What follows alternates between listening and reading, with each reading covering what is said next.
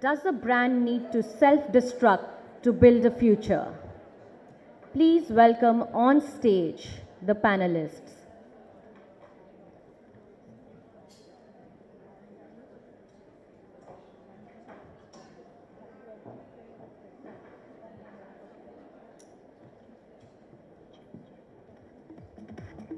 Our first panelist, the current internet heartthrob for his performance in Made in Heaven, Jim Sarab, who not only got awards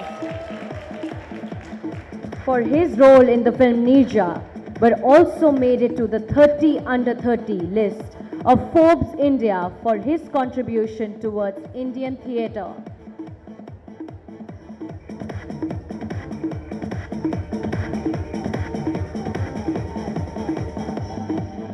Next, put your hands together for Sudamani Matu, who embodies the spirit of Abujani Sandeep Khosla woman. As CEO at the legendary house, she steers the Abujani Sandeep Khosla ship through business maneuvers. Her head for business and her passion and commitment towards the brand made her the right choice for the title. Our final panelists, please welcome on stage Shivan and Naresh. Their brand, Shivan and Naresh, is India's first luxury holiday brand that was launched in Cannes. It is the first Indian brand to showcase at the Mercedes-Benz Fashion Week Swim 2012 in Miami. The brand has been worn by celebrities such as Beyoncé, Oprah Winfrey, Kim Kardashian, Priyanka Chopra, and many more.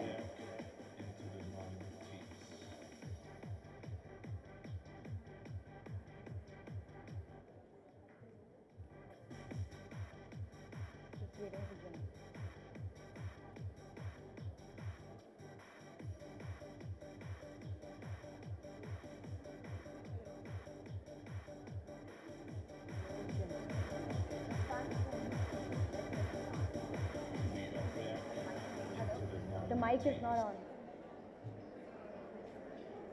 Just try. Hi. The fun thing about a topic like this is that you get with you a bunch of anarchists. And the best thing about those who are anarchic is sometimes they're missing. So while we're waiting for Jim, let's be a little bit seditious and start the conversation. And I'm sure he'll jump in and be fabulous. I know a lot of you are here for photos with him. So we'll keep this session tight so that you can get enough of time to have lunch and hang out with the coolest people you're going to meet in Delhi and otherwise. When we were talking about this topic, and this is something Mandira brought to my attention, I love the idea. I love the fact that you have to sort of implode your brand. You have to sort of shatter it from within to take the next steps forward. And I was just wondering if, Shivan and Naresh, if you agree with this premise.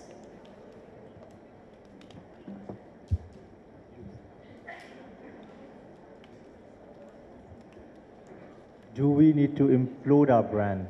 That's true. I think as designers, when you kickstart a brand, you kickstart a new universe of aesthetic and you put a brand out there to the audience. The only way you can make notice.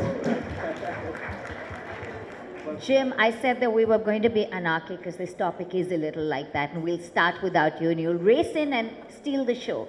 So this was perfect. This was a perfect entry. Guess who is the actor out of all of us? All eyeballs on you. But please, let's talk about imploding a brand to take a step forward or, to go in a new direction. I think when you start a new brand, you start a new aesthetic, you bring a new lease of life, of design in a community, in a country, or in an industry.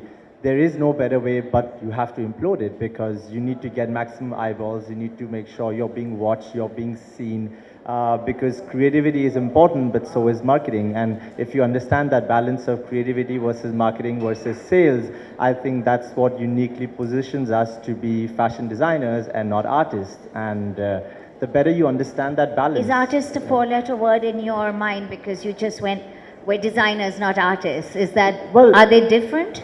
Yes, they're huge, they're completely different. I think to be an artist and be in the art field, itself is a completely different industry, and when you're a fashion designer, you're in fashion and it's a completely different industry. I always position art to be on the highest platform. It follows down with fashion because it's art always gives you the inspiration, it gives you the courage to be the truest form of yourself. And then as designers, you learn from that and you impersonate it and you make sure that how masses can see that inspiration and apply to their wardrobe. So fashion invariably actually makes art more accessible. And you need to understand that. If you understand that difference and you can monopolize it and you can market it, you're a successful fashion designer. And if you can't, then you're an artist. So. There's much. Jim, I think we need you to jump in quickly. He's attacked art very quickly. I'm positioning it the highest platform, yeah. No, actually, we were talking about, you know, what brands need to do to take the next step forward. A brand could be 2 years old, it could be 10 years old, 5, but at some point, for reinvention, you need to destroy the original idea of a brand. And for you, did you do this from going from theater to cinema to going into sort of the digital space? What did you do for your own brand? I don't think that it is possible to actually reinvent. I think that some bits remain, some bits morph, change is inevitable. I think that different artists, like for example, this outfit kind of reminds me of like a David Bowie onesie, and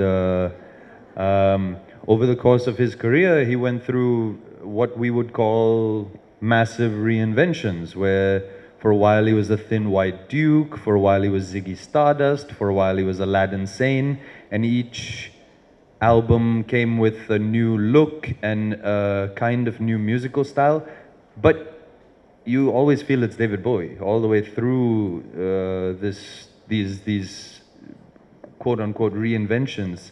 I'm just reading a book by David Mamet called True and False, in which he says, and this may be different for someone like a fashion designer or a writer, because I think writers, fashion designers, content creators, in a way, do have to be inventive and do have to create things out of nothing. But for an actor, it's already there. The words are there. They're not yours. And he keeps saying, invent nothing, deny nothing. And I really do like that, because I think that often the onus is put on the actor to make the scene interesting. And it's like, well, no, that's the writer's job. If the scene is not interesting, what do you want me to do to make it interesting? And what ends up invariably happening is I improvise lines, where I now am doing the writer's job in order to, quote unquote, make the scene interesting. But if the lines are dull and I'm trying to find an inventive way to play them to keep the audience attention, then something's gone wrong before I've even got there. Let's not talk about the audience's attention. Let's talk about the person who gives you the job. Do you find you need to be a brand that you need sort of to create a brand around yourself to get the kind of roles you want? I only care about the audience's perspective. Well, what do you all Because I'm a think? working actor, like I'm paid in order to perform for an audience. I'm not paid to perform for the director. The So your director, brand- of course, will direct me, but ultimately the meal is going to be eaten by the audience, not by the director. So The you director draw is strength from your brand from the audience. Yeah. And at no point you feel the need for reinvention, or you feel reinvention happens with each role. I feel like, yeah, because each particular role you have to just be brave and try to find a way to say the lines despite all the uncertainty that a script will naturally thrust upon you. When you don't know what a hijacker is like. I've never had that personal experience to draw from in my life. I've I mean, even the other thing where like you could see Adil as perhaps from Made in Heaven as perhaps a more relatable character to me because, you know, I'm about his age and I have parents who have you're a some man. amount of money. Yeah, and I'm a man and I'm also a heterosexual male and, you know, etc., etc. But ultimately, I don't know what I'd do in that situation. I don't know what I would do if I was married and I fell in love with, you know, my best friend and I didn't know how to. So what do? You grapple with that uncertainty. Each time, that's the fun of it. The fun is grappling with the fact that you don't know what that is like. You don't know how it's going to turn out, and yet you say your lines. So, Damini, you came into a brand with these uncertainties. And I think there are two parts to your journey. I'm not sure if Abu Jani, Sandeep Khosla even knew they should have that uncertainty.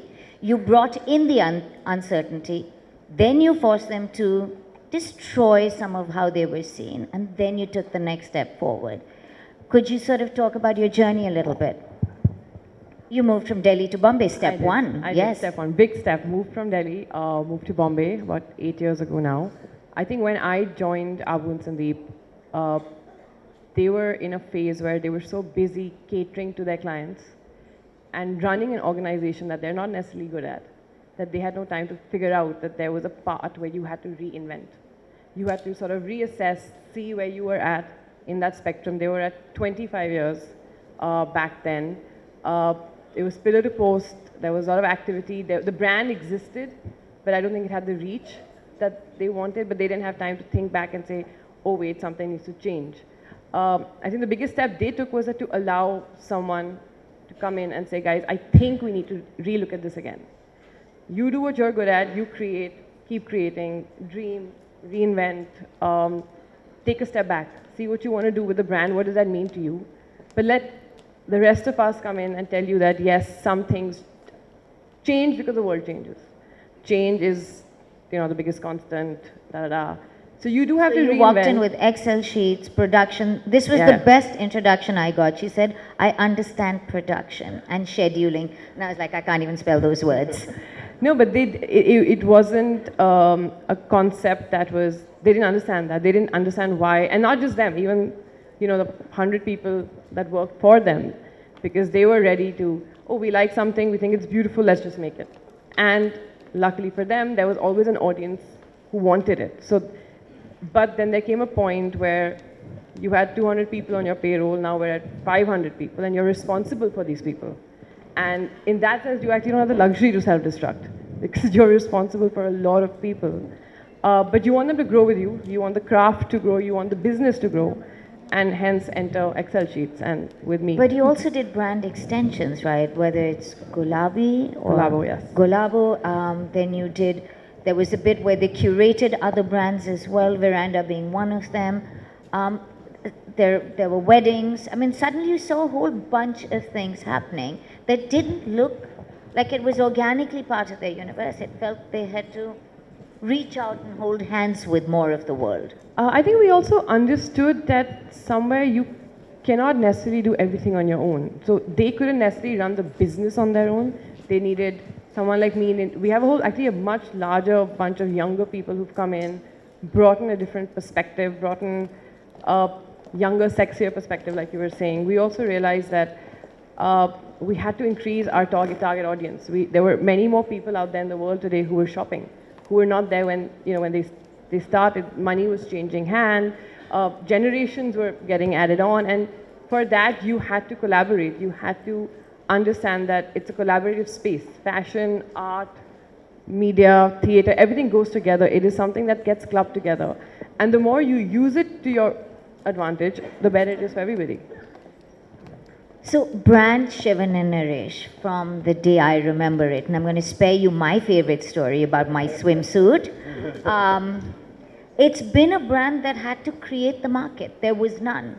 And you took the craziest risks, from having shows at the most unique spaces to the bikini sari. let's talk a little bit about the risks you took and how you feel even now that you need to take even more risks. Where does this come from? I think our journey started in a very unconventional manner because we chose a very unconventional product. And then when we chose an unconventional product, we had to choose unconventional ways to get the product out there. And then once we did that, then we had to do unconventional ways to build a brand around it.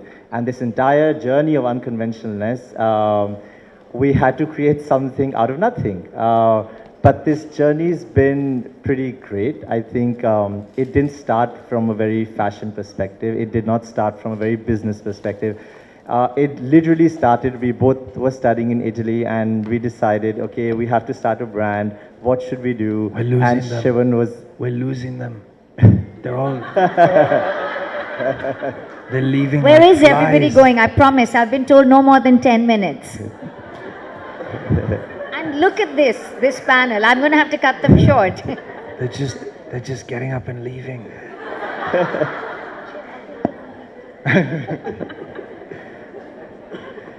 And Shivan wakes up and says, oh, I like to draw naked women and that's what I want to do for the rest of my life. And I was like, I want to be an artist and I just want to I just want to make prints, I just want to make canvases. And we were like, okay, what can we do with these two passions? We were like, let's make bathing suits, you know, because it's the smallest piece of clothing you can put on on a body form, and I can put in the color, and I can put in the print. And we started, it was just one of this conversation. And then you realize that you don't even get the machines here to make bathing suits, it's true. right? That's when the struggle started. That's where we all realized that it has to be put in numbers perspective. So somehow we've been lucky to be guided by the right people who've been telling us that's how your numbers work. And Who are these people? Are they available for the rest of the designers here? I mean, family who've been into business, who've helped us structure the company from the very start and help us build it. So we're very, very fortunate somehow that it started the right way. We built it up from there. Figured out where to get the machines, import the fabric from Italy because thankfully we studied. So Lycra was a big supporting factor in our case. They helped us import fabrics for a very, very minimal quantity also. They would say, okay, fine, we'll request the factory to send the fabric over. And we started off like with literally one tailor who was master, who was doing everything. And we will apply our brain as to, we developed for the first 6 months an Indian body type pattern for a swimwear. So yeah, I mean, there were enough challenges. Like now when we look back, we did take one step at a time and we kind of reached here. I mean, you don't realize it, but you, at a very subconscious level, you see why Indian women are so accustomed to wear layers and layers of clothing today. But you don't understand, it's not their fault. The kind of intimate brands that they're wearing are either cut as per European standards or American standards. So if it doesn't fit them right, they'll never feel beautiful, they'll never feel sexy, they'll never feel desirable, they'll always layer it. So when they go on layering it, they end up losing the body form, they end up losing that effortless, the kind of the golden proportion that Indian women have, like smaller torsos, bigger hips, and a nice bust line. You lose all of that in just layers of clothing, but it's not their fault. They were served brands that were never cut to be worn by Indian women. So with swimwear, you had to first address that, you know. We had to address the fact that this was a brand that was only and purely for self-love. You never wore it for an audience outside. You never wore it for your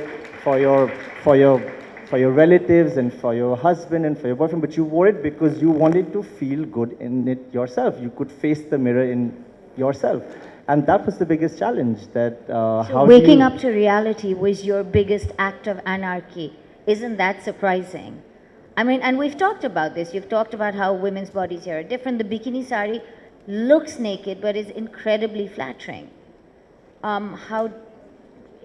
Did it come from this thought? I think it came from a thought of our generation. I think we're a millennial generation now that's taking over all across the industries. And just in general, we're a very narcissistic generation. We love ourselves and we have no qualms about it, and we love to dress up. So even in our choices of careers and how we put it out there, it's exactly how you see it. there's a reason why size 0 and what Karina used to do back in the day is not relevant today. We are at the age of Kim Kardashian and Beyonce, where if you've got a big hip, you celebrate that. You have a big bust line, you celebrate that.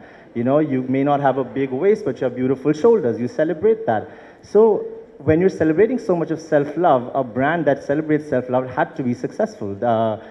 Calculatively, it only made sense, but it had to then just be put on, and you had to take the right steps, and you had to just be patient and give people the right product. And the essence was just to do that. So, I mean, you keep going back to sort of celebrity and fashion. And what's really interesting is that there is no fashion week now that goes by without Jim walking for friends. And it's really quite nice. Because what comes through is that you're not being, that you're choosing the brands you like. You never look like you're wearing a designer whose clothes you don't like. How do you work this for you and for, are you really wearing things you hate? Don't break my heart right now. No, pure luck. Pure luck. There's no major choice. So far I've worked for everyone that has asked me. It just so happens that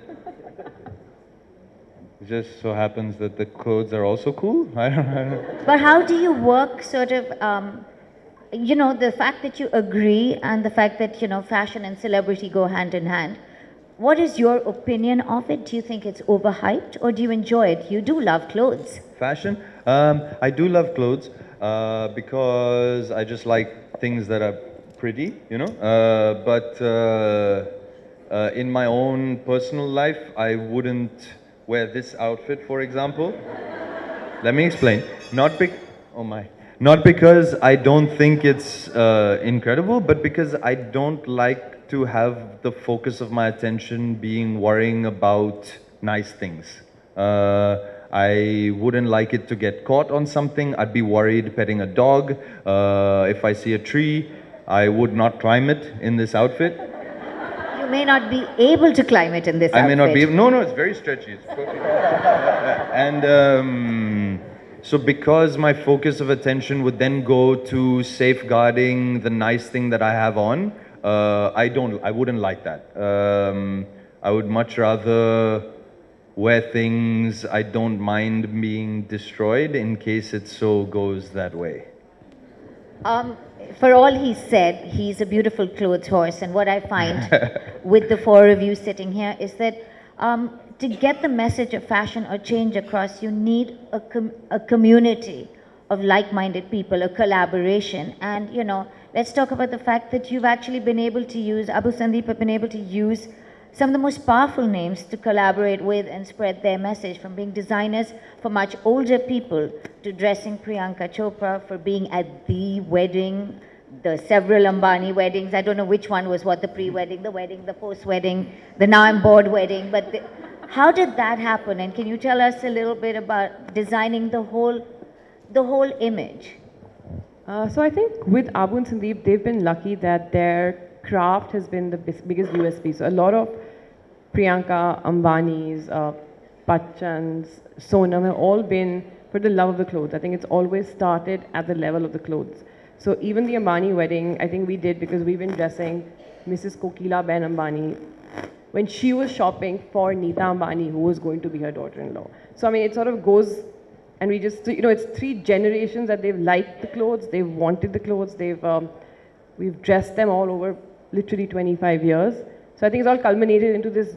And today there's this brand Ambani, which I think has taken the world by storm anyway. So I think that was right place, right time. Priyanka met Sandeep at a wedding. And they said, should we do this? Because I want to get married, I'm having a very small wedding, I need someone to figure this out for me, Sandeep. And that was it. And you know, it actually starts from that one-on-one relationship. Of course, there are people like me who've jumped in and said, oh wait, we're going to make this bigger. We're going to use it for the brand, because today collaborations are just, I think they're the way forward. I mean, it's not just us. Even internationally, you have the Karl Lagerfelds who were tying up with H&M back in the day, right? It's not something that we've come up with ourselves. Beauty brands are sort of, I mean, we have Adidas, we have Nike, suddenly it's become more fashionable. They're tying up with all kind of celebrities. So I think it's a natural progression to use I suppose a community of people where you want to spread the word. You are making something wonderful, you're making something beautiful.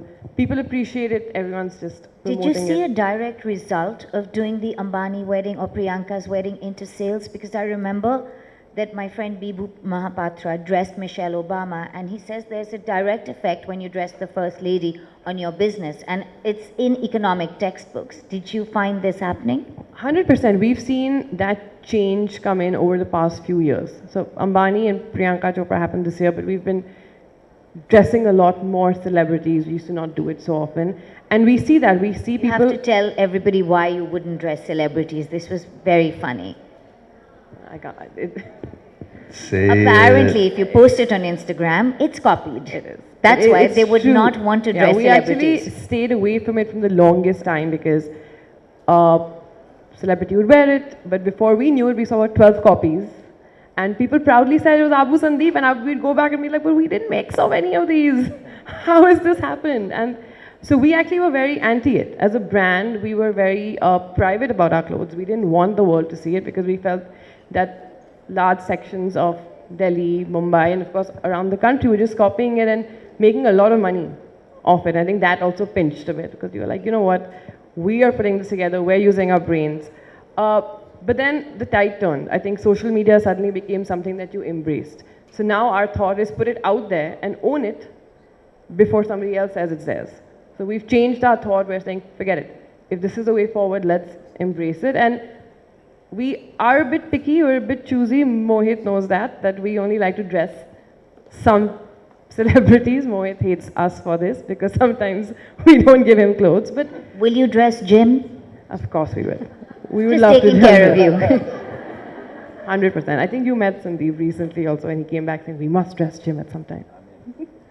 But what I love is how from celebrity you've extended your storytelling into the lives of your friends, and you've put your own lives out there, which is, I think, maybe the bravest thing. You did this incredible bachelorette, then the wedding, as I call it, because it looked like much more fun than the Ambani wedding.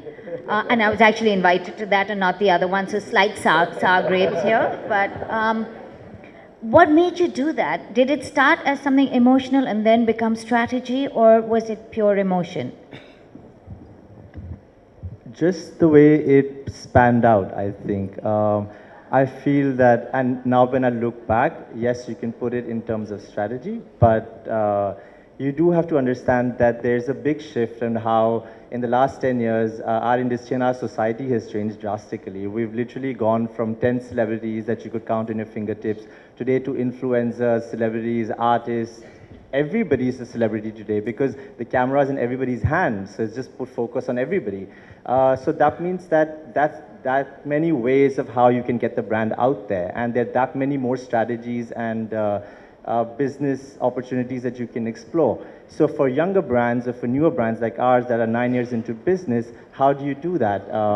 Of course, one option is that you can be spotted on Aishwarya Rai Bachchan in Cannes wearing a bathing suit, and that's fantastic. But the other way is that you're so true to yourself that people around you support the brand and love the brand, and you just simply expose that to the world. And the more you do that, the more you're attracting a similar tribe. And that, in the essence, is very organic how things used to grow 20 years ago. There was no social media, but you used to attract by wearing your clothes people around you, and if they liked it, they wore it too.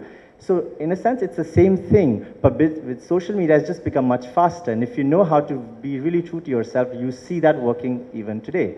And that's essentially what we did. I think we're good. I know that I'm eating into your lunchtime, and that pun was intended. If anybody has any questions, I think we'll have a longer Q&A because I'm sure that you have lots of questions. How do I get a mic to you? Right through it, I will jump on the stage. I wouldn't have. Wow, now this question makes sense. It's actually addressed to you only. What I want to know is that you're not Indian. Huh? You're not Indian, right? Yes, So I am. I thought you had like bringing up in. Purebred Parsi. From Bombay. So again the question, doing roles, Huh? which are so different from your, maybe Non-Indian no, background. I'm so sorry. No, I'm really sorry about that. From your, your usual endeavors, like your background or the language you use, or being a like in Maiden Heaven, you're like a purebred Punjabi. So I'm not a how do Punjabi. you do that? You And obviously your amazing role with Ranveer Singh, so where you were like an Afghani. You So- learn your lines, you work with the dialect coach, you try to say them after the other person has stopped speaking. I'm really sorry. I think that there's lots of like magical mystery around acting that I think actors particularly try to promote. I became the other character, and I just don't believe that exists. You're always yourself. You don't become anything. You create the illusion of a character in people's minds, just like how a magician doesn't actually channel supernormal abilities. It's illusion. They're good at creating the illusion in your mind. They are pretending. Similarly, that's all an actor is ever doing. And actually, I think that's the most brave thing that you can do. Exactly what you were also talking about is you be brave to the moment, to the uncertainty, to the fact that no, I don't know what it's like to be a slave general from who's a eunuch, who speaks in an Afghani accent. You just learn your lines and you try to respond to the other person and you try to express the intention that you have towards the other person. And be truthful. All you have to really do is be truthful, or you have to try.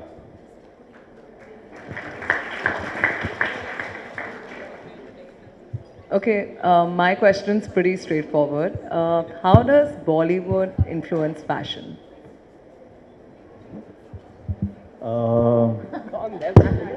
Yeah, I would want both of you to. This is not fair. This is very, of course.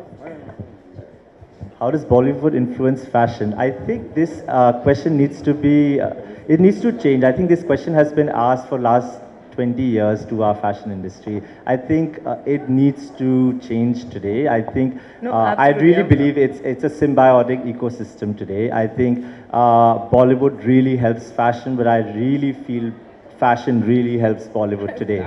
Exactly, it was a leading And question. I think that we, as much as make celebrities today, as much as they help build our brands, there are countless actresses and actors today. Fortunately, there aren't that many fashion brands today successful. So I think if you honor this symbiotic system, you have a great partnership that helps both the industries flourish. And I really believe in that. Of course, Bollywood works, but I think it works even better if you know your brand and you're very true to yourself and you know exactly who to put it on. And the person who wears it embodies it equally well as you put it on. So if you know that, it's perfect. And if you do not know that, then it can be a disaster. Then it's luck. Yeah. In fact, I feel that storytelling has become such an important part of Bollywood now and the characters. I think now that is what is actually being found in fashion, and they're not just embodying what is prevalent. And you've managed to influence Bollywood in a very, very big way. That's why it was a leading question. I wanted you to say exactly that. Thank you. I think that should be the last About time. question. Thank you. So this question is actually for everybody on the panel, whoever would like to take it. I wanted to know what's your opinion on is fashion really becoming gender neutral? You're seeing more and more women dress up in suits and tuxedos, they kind of represent power. Do you actually recognize that shift? And if so, what's your comment on it? I have to take this, please forgive me. There was a very famous Canadian president who said, because it's 2016, right? Because feminism. I think women have always been equals, but we're just wearing our equality with clothing in a slightly more obvious manner. Right from Coco Chanel, who wore her boyfriend's jeans, sat in the sun when you didn't dare to tan, cut her hair short, to your average woman, your woman in Bombay catching the train. Women have always been equal, We're just wearing our equality a little better. In terms of gender neutrality as a fashion trend, I think it's just a reflection of society. People don't want to be slotted, and it needs to be recognized. Fashion gets a lot of flack for being sizes, for being ages, for not being kind. But the truth is, as a business, we're one of the kindest to people who are creative, different, and want to be individual. And fashion has celebrated androgyny, gender neutrality. I mean, I've been in the business 2 decades, and we just call it a different thing. But the kindness that you find for the individual and for women in this industry is now just being shown by everybody. So I guess we're all wearing the pants now.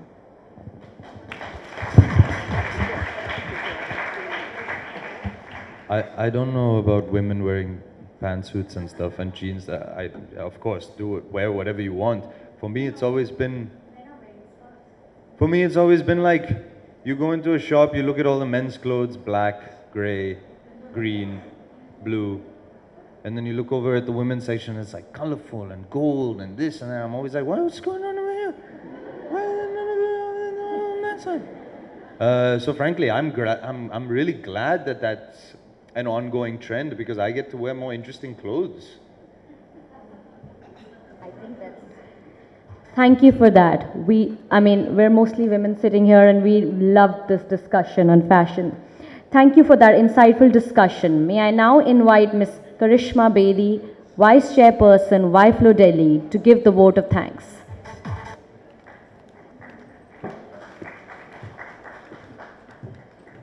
Thank you, Shivani. We'd like to take this opportunity to thank the very elegant and eloquent editor of Harper's Bazaar India, Nonita Kalra, for moderating the session today on fashion. May I please invite on stage Gayatri Rai to share a token of appreciation with her.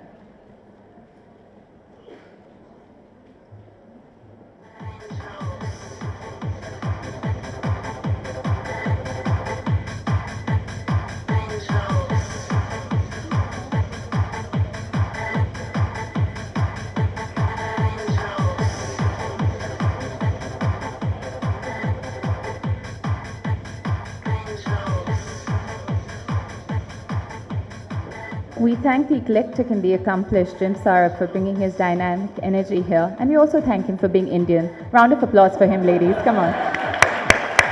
Mandra Lamba, please join me on stage to facilitate.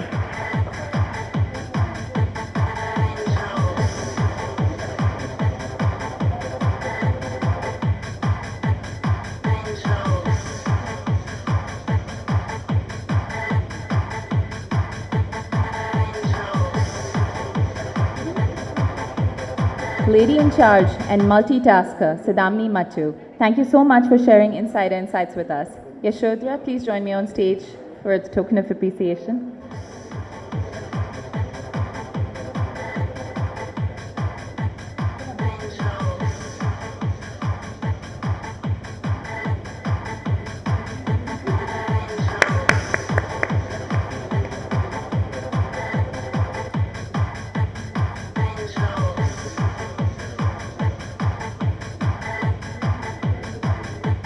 The very versatile Shivan and Naresh, thank you for all your thoughts on disruption.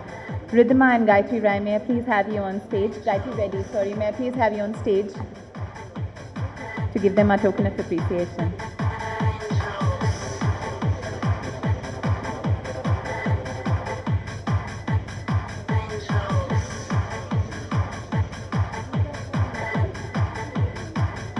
We'd also like to take this opportunity.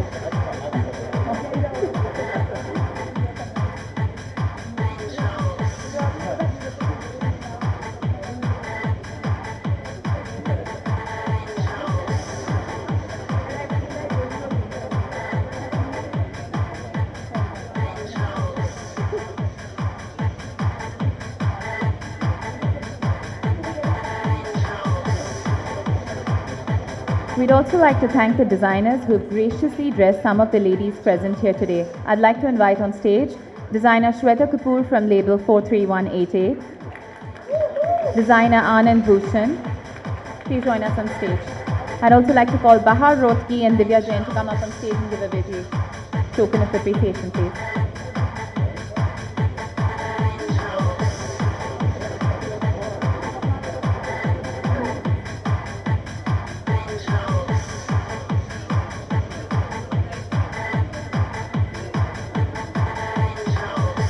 We'd like to acknowledge our sponsors for the event, Isha Batra of Frontier Bazaar, Shanti Vijay Jewelers, TNT Motors and VLCC.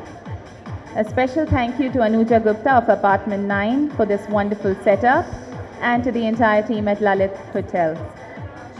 We'd also like to thank our trophy partners Artinox, print partners Ravish Kapoor, communication partners Speakeasy, creative partners the brand Concierge. We thank FLO President Harjinder Kaur, past chairpersons from FLO and YFLO, governing body members and the FLO Secretariat for their support and their presence. May I please have the committee on stage for a picture?